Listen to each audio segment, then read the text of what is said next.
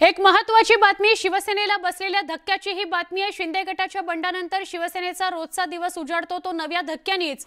आज शिवसेनेचे अर्जुन खोतकर यांनी हे सोडून गेले तशी माहिती मिळते आहे। माजी मंत्री अर्जुन खोतकर यांनी दिल्लीत एकनाथ शिंदेंची भेट घेतली, म्हणजे शिवसेना ते सोडून गेले अशी माहिती मिळते आहे। ही सदिच्छा भेट असल्याचं खोतकर जरी सांगत असले तरी त्यांनी शिंदे गटाला पाठिंबा दिल्याचा दावा करण्यात येतोय। या भेटीवेळी केंद्रीय राज्यमंत्री रावसाहेब दानवे सुद्धा उपस्थित होते अशी माहिती मिळते आहे। या बातमीला एक अँगल असा सुद्धा आहे की शिंदे आणि रावसाहेब दानवे शिंदे यांनी रावसाहेब दानवे आणि खोतकरांमध्ये दिलजमाई घडवून आणली। दरम्यान शिंदे गटातील प्रवेशाला खोतकरांनी दुजोरा दिलेला नाही, त्यावर बोलणं टाळलेलं आहे।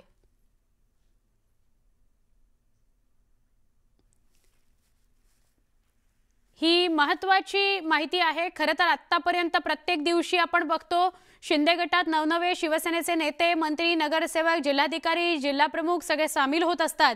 त्या पार्श्वभूमीवर खोतकरांनी शिंदेंची भेट घेणं म्हणून अनेकांच्या भुवया उंचावल्या। चर्चा अशी होतीये की अर्जुन खोतकरांनी शिंदे गटाला पाठिंबा द्यायचं ठरवलेलं आहे, पण चर्चा अशी आहे की दिलजमाई व्हावी रावसाहेब दानवे आणि खोतकरांमध्ये, म्हणून प्रयत्न केले हेमंत पाटलांनी आणि एकनाथ शिंदेंनी पुढाकार घेतला।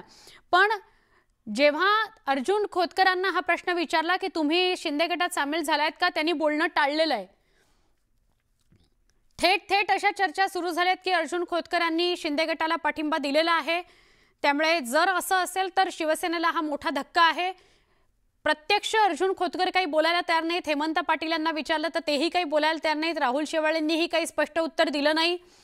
मात्र ही दृश्य, हे छायाचित्र अत्यंत बोलकं आहे। पुन्हा एकदा